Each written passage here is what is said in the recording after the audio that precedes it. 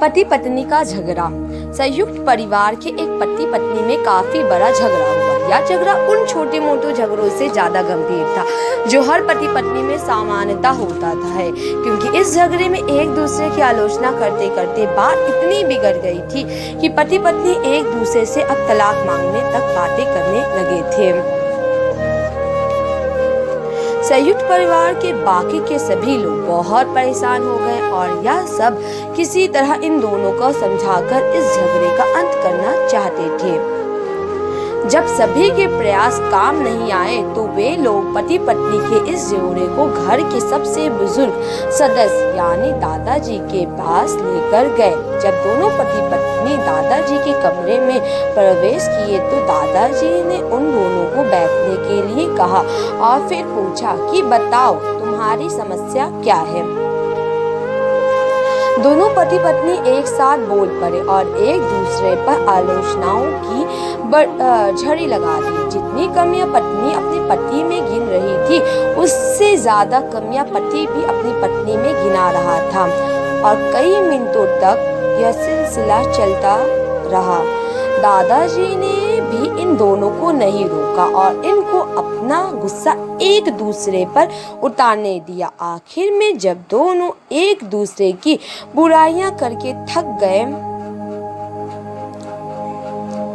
और शांत हो गए तब दादाजी ने उन दोनों से कहा अब दोनों एक दूसरे की कुछ अच्छाइयाँ बताओ। जब अच्छाई बताने का समय आया तब दोनों ही पति और पत्नी एकदम से चुप हो गए। शायद गुस्से में उन्हें कुछ याद नहीं आ रहा था या फिर गुस्से की वजह से वह एक दूसरे की अच्छाइयाँ बताना नहीं चाहते थे। दादाजी ने यह बात भी महसूस कर ली।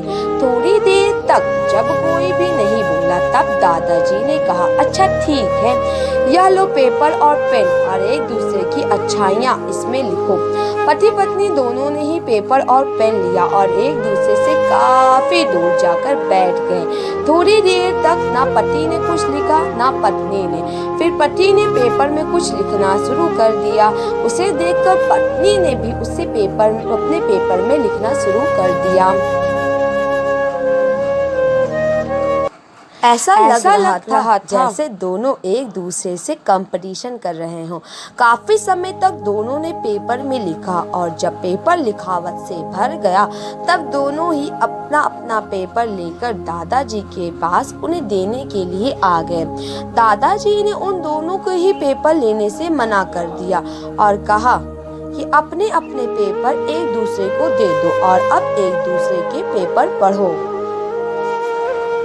पति ने पत्नी को और पति ने पत्नी को अपना पेपर दे दिया। वे एक दूसरे के पेपर पढ़ने लगे। थोड़ी देर बाद पति और पत्नी दोनों के ही आंखों में आंसू थे। पेपर में अपने बारे में लिखी अच्छाइयाँ पढ़कर पत्नी तो फूट फूट कर रोने लगी। पत्नी को रोता देख पति उसे चुप कराने के लिए दौड़ पड़ा और माफी मांगते हुए उसे मनाने लगा। पत्नी ने भी पति को माफी मांगी और माहौल ऐसा हो गया जैसे कभी कोई झगड़ा हुआ ही नहीं था।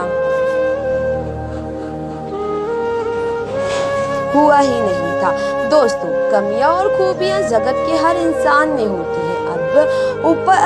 अब अपने ऊपर होता है कि हम कमियां देखकर अपने जीवन को नर्क बना लें या खूबियां देखकर अपने जीवन को स्वर्ग बना दें।